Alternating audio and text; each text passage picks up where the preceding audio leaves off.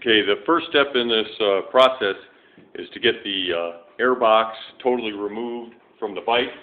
So here is the air box removed. You're going to want to remove the two bolts. This is the existing mounting bracket. You're going to want to take that off. The two bolts and nuts and everything that hold on the air scoop that's underneath it, you want to remove and set them aside. You're not going to need the bolts at all.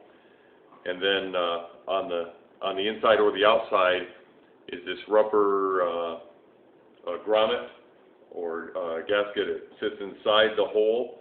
You just pull that out and get it out of there. Now you're going to want to take your brake clean and you're going to want to clean the inside of this real well. You might as well clean the inside and outside. Matter of fact, you probably want to do it twice. Get it nice and clean and give it some time to air dry so it's clean.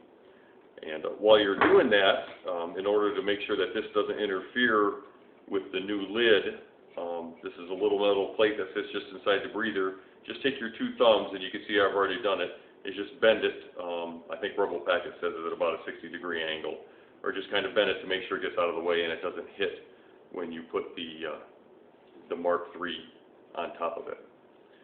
Now the first step in installing this is you have to plug what the hole was, or the existing intake hole was. Now you can see that I've already done that.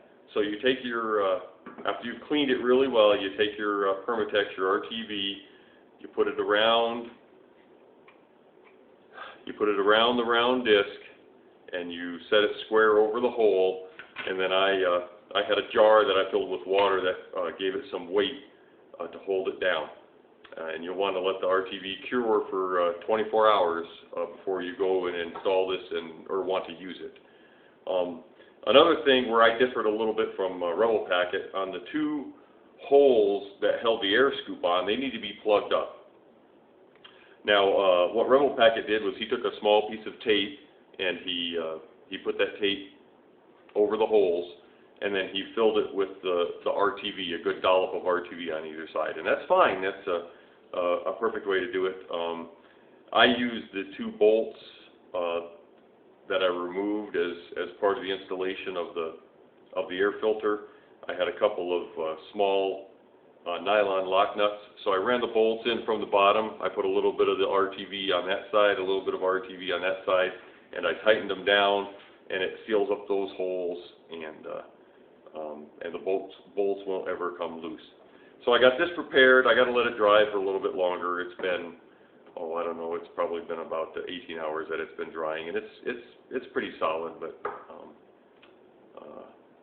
I want to make sure that it's good.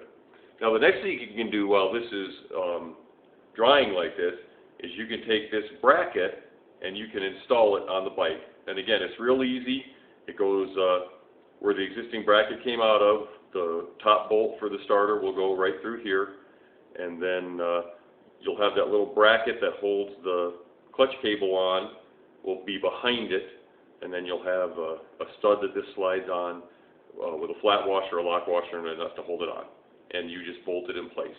And you can kind of sit like that. I'm going to let this dry before I try to mount it on the bike. But you can, if you wanted to, mount this on the bike and let it sit the 24 hours with it on the bike.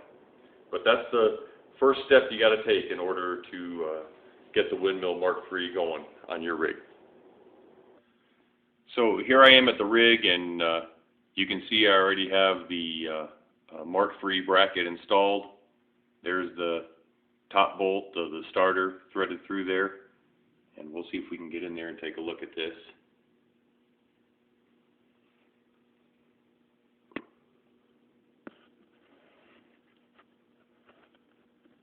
There you can see the nut, the stud that comes off the back of the gearbox, and the nut that goes on there.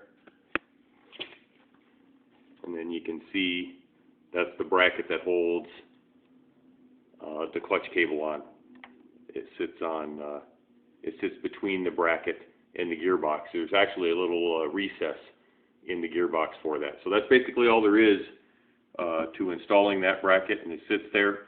And like I said, I'm going to wait for my gearbox or my airbox to dry. It's kind of cold in my garage, so I want it to cure at room temperature in the house. Once that's all cured, then I'll come out and finish the install on the bike.